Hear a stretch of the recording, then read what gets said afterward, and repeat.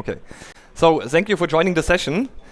Today we want to talk about what it takes to run agents in production and why Flock and Dapr, the two open source frameworks, fits well together.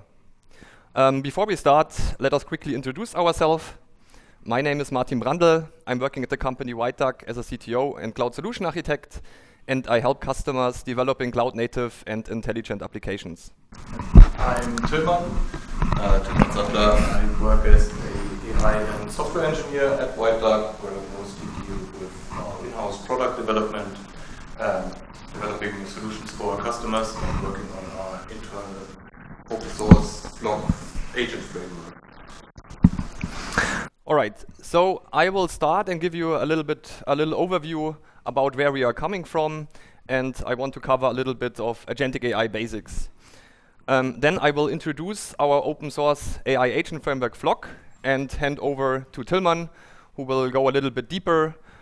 He will talk about the open source framework Dapr and its building blocks, and he will especially go a little bit deeper into the state management of the Dapr framework. And finally, he will finish the session with a demo and some takeaways for you. All right, so let's get started. So I've been working in software development for around 20 years right now. And in all the time, I've seen a lot of technologies that changed how we build our applications. The most impactful one I have listed for you here. And so this is my personal top 4. And first of all, it was the cloud. The cloud completely changed where we run our applications. And nowadays, the cloud also offers us a lot of services that helps us getting things done much faster. So it's definitely something I do not want to miss anymore. Then the second technology I chose is containers. I'm pretty sure everyone here knows about containers. Containers changed the way how we package our software. So instead of writing manual install instructions and providing a list with all prerequisites, we can just define a container, put all our dependencies inside, and our application can run almost anywhere. But running container in a virtual machine is not the best option, as you all know. That's why I also put Kubernetes here on the list, because Kubernetes changed the way how we scale and operate our applications. And finally, the fourth most impactful technology was DevOps. DevOps changed how we deliver and build our applications. So while these are great technologies and while they are changed a lot, or helped us a lot in building our software, fundamentally, they only changed how we build our applications. So fundamentally, we still needed to write all the instructions ourselves. Or to put it in other words, the software did what we have already defined. But in the last few years, something different happened. AI not only changed how we build our software, it also changed what we can do, or what software can do. But what do I mean with that? Well, for most people, when they start to play around with AI, they start to use a chatbot. And a chatbot can answer generic questions. It is also able to summarize text for us, or just help us to find information faster. And this is already something we did not had before, or at least not with this level, I would say. But we did not stop there. So we quickly moved from purely answering questions to executing tasks. And the technology behind is, I think, clear. Chatbot is able to respond, so chatbot provides answer for us, and an agent works towards a goal and help us to getting things done. So the first shift in software development in the area of agentic AI was not from, I would say, bad chatbots to smarter chatbots. It was from conversation to execution. And this is what we call agentic AI. But what makes an AI agentic? Well, the model itself can just answer. And you can think about the model like a REST API. And in fact, every AI application I've seen are using or consuming the model through its REST interface. And how does REST works? It works like this: request in, response out. Or if you want to tell it in AI words, prompt in, answer back. Or to simplify it even more, text in, text out. That's it. So how would we be able now to create something like a flight book agent that book a flight for us? Well, we can't do it with just the model alone, because the model won't be able to invoke, I don't know, the Lufthansa API, for example. So what we need is a system that has some capabilities. And the first capability every AI or agentic system has is a goal. So this might be very simple. For example, our flight book agent might have the goal to book a flight for a customer. Then every AI agent has a context. And this is simplified everything that is not included in the model, all information that are not included in the model, and everything an agent needs in order to work towards a goal. This is, by the way, probably the most important and hardest discipline when it comes to agent development, because you need to ensure that the agent contains every information it needs to fulfill its goal. In case of the flight book agent, this might contain personal data like my name, my address, my passport ID, credit card information, basically everything that is needed to book a flight. But you do need also to ensure that it does not contain any more information, because it will make the whole process more error-prone and also costly. So this is why it's a hard part when it comes to developing agent. Then the third capability is my favorite one. It is the capability to use tools. And this can be almost anything, or anything that you can put in software. So we can write a tool that retrieves the current weather or the current time. We can provide a tool that, I don't know, gets result from the last football match, for example. Or we can provide a tool that is able to call the Lufthansa API, which would be necessary for our flight book agent.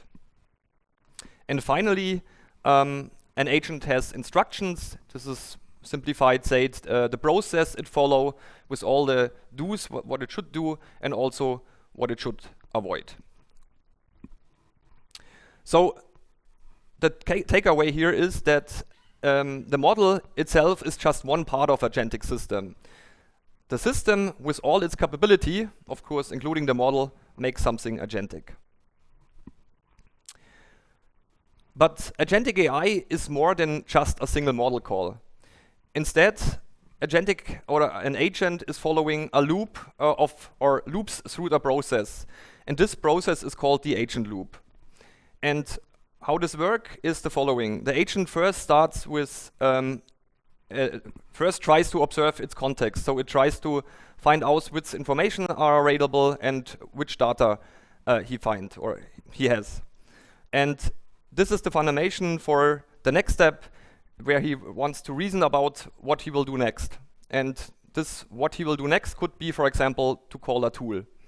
And this tool might be, for example, to book a flight using the Lufthansa API or whatever else. And then the result is saved back as a state. And then the agent decides whether to continue or stop. And every time we invoke an agent, this loop constantly will get repeated until the agent decided to stop, because maybe he finished the work or he ran into an error and is not able to solve it. But this agent loop is not reliable by default. To make it reliable, we need to ensure that we are able to persist every step of that loop, and also that we are able to recover them. And this is also why state becomes critical. So if we just write a demo application or a proof of concept, if we lose the state, it's annoying. But in production, it means we lost a task, or maybe a ticket from a customer. So we have some requirements for our state. And first of all, the state needs to be durable. So we do not want it to just live in memory. It instead needs to survive a restart. Then the state should be traceable. So we want to understand why we have that state, which agent put in which step this information, for example. Then it needs to be recoverable. So as mentioned, if the systems crash, we want to continue the loop exactly on that point where it stopped. The state often needs to be secure. So maybe we have data inside that we want to protect, some personal information or sensitive information. So that's why security is also a requirement for production workload. And finally, it must be portable. So we do not want to pin our users or framework users to a single solution like a Redis cache, for example, but we want to provide a free choice, whatever cloud he uses, whatever services he uses that is able to handle state management should be available. So the takeaway here is that agents not need just memory, it needs really operational state with all the requirements I just showed you here on the slide. All right, so now let's come to Flock, our open source framework. And I've not listed all the feature it provides because it's pretty similar to a lot of other AI libraries you know. Things like MCP support, for example, that is all included. But I want to highlight one thing which makes Flock unique and the one thing I really like about the framework. And this is how agents collaborate with each other. So in multi-agent systems, when implemented with Flock, the agents are not calling each other directly. Instead, they're using the blackboard architecture and they collaborate through that. So the picture should change now that you can imagine it. So it's the blackboard like you know from school, but instead of the teacher putting notes there, every agent can publish information, events, or objects there. And the idea is that the information is typed. So if you're a developer, you can think about it like a class definition or an object with predefined properties. And in case of maybe ticket agent, this type contract could be a ticket which includes a name and a description field, for example. And based on these typed contracts, an agent can subscribe to these kinds of events. And maybe we have a ticket triage agent that wants to categorize tickets. He can subscribe to that ticket events, and every time whatever agent puts a ticket on the board, the ticket triage agent will start and do its work. And this allows us to implement multi-agent system with a very loose coupling. So we can add and remove agents as often as we want without the need to change existing ones. And this, of course, also allows us to implement very flexible workflows. So in other frameworks, at least the one I have used, I needed to reconnect a graph every time I've created or added another agent, and this is not needed with Flock. And this is why I really love the kind of architecture when it comes to developing multi-agent systems. So the key takeaway here, or the unique part about Flock, is that it uses the blackboard architecture, and the blackboard is nothing else than a shared context that the agent use for collaboration. All right, but this is still not enough. We also need some additional building blocks to run agents in production, but for that I want to hand over to Tilman.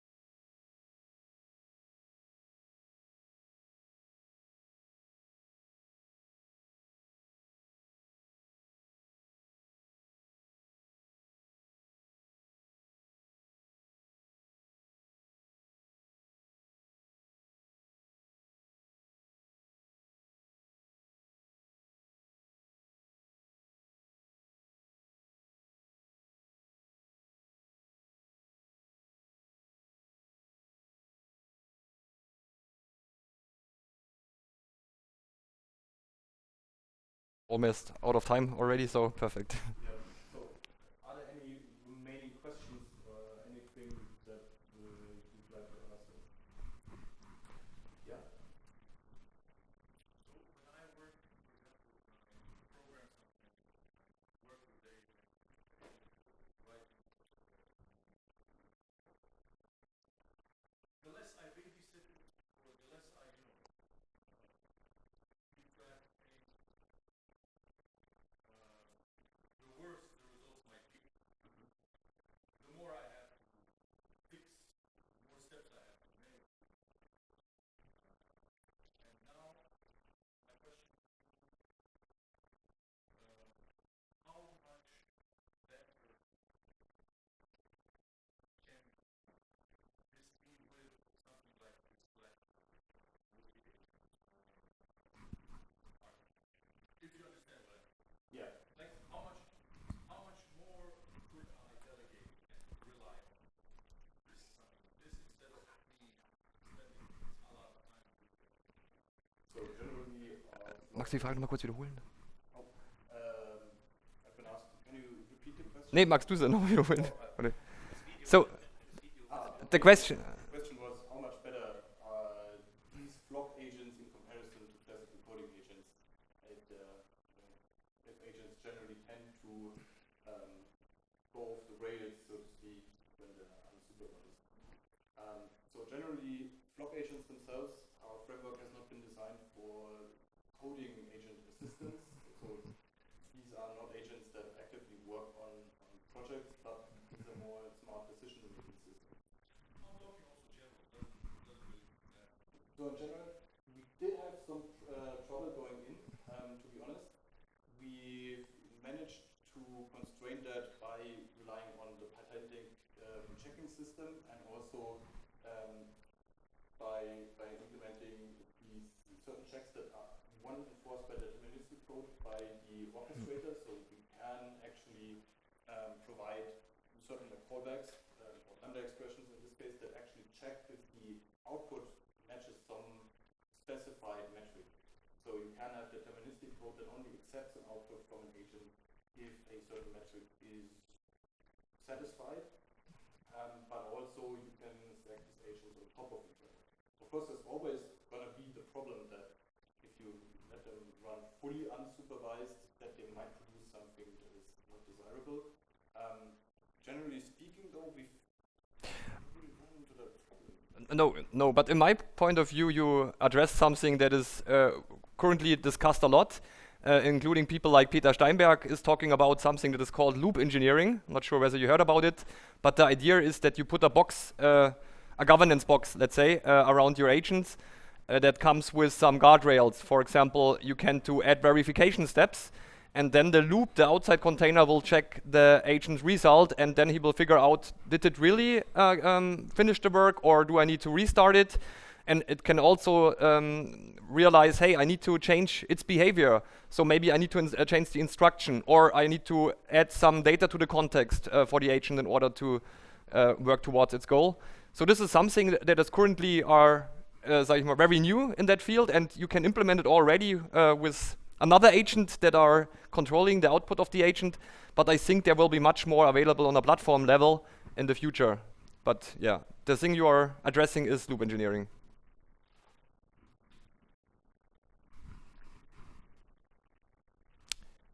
Yeah.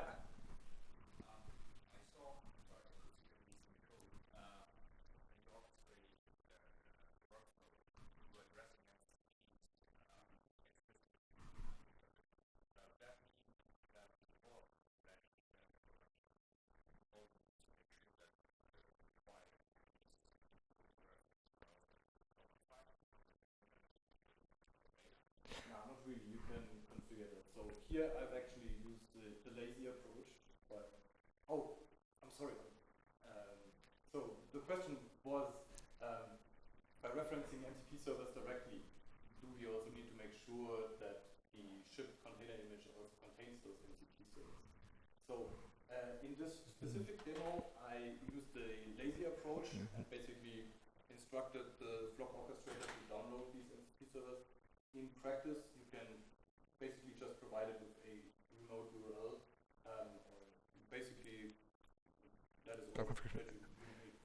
Yeah. Classically just define it like an external service, and then Flock itself will connect to that. It has some internal retry logic and try to keep the connection stable, but will manage the underlying client connection to the MCP server separately on its own. You can do local standard input-output MCP servers if you want to, which is usually the easiest way to just get up and running.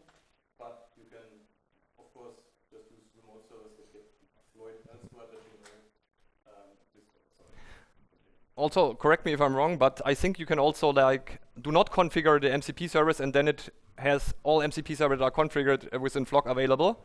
But with that notation, you can limit what kind of MCP server and a certain agent has, because maybe you have configured 10 MCP servers, but only 2 are relevant for that one agent. That's why you can configure it there, but you do not have to. You also have a little more like whitelisting logic, so you can only whitelist tools that you know are absolutely necessary to the agent. So we're dealing with a lot of control here for notifications and things. So you don't really get the tools that enable them to do any kind of unpredictable things. You just want to keep them in a certain range of possibilities. Yeah, that's basically our approach.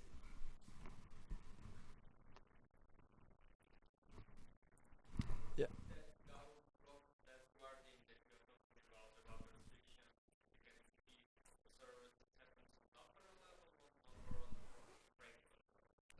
So the question is about where the guardrails or the MCP configuration happens, right?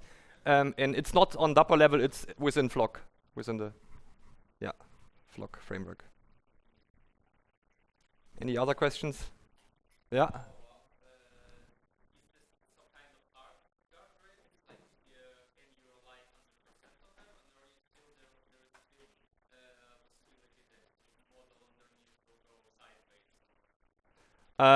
For that, I want to raise the question on the main developer who sits in the back.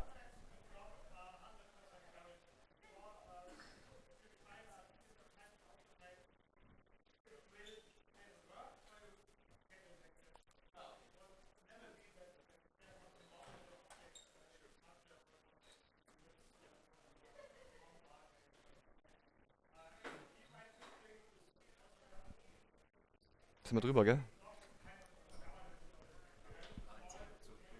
Hm? Oh ja.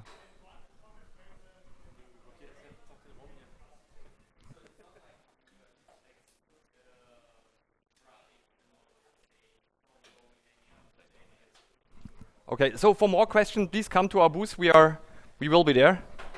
All right.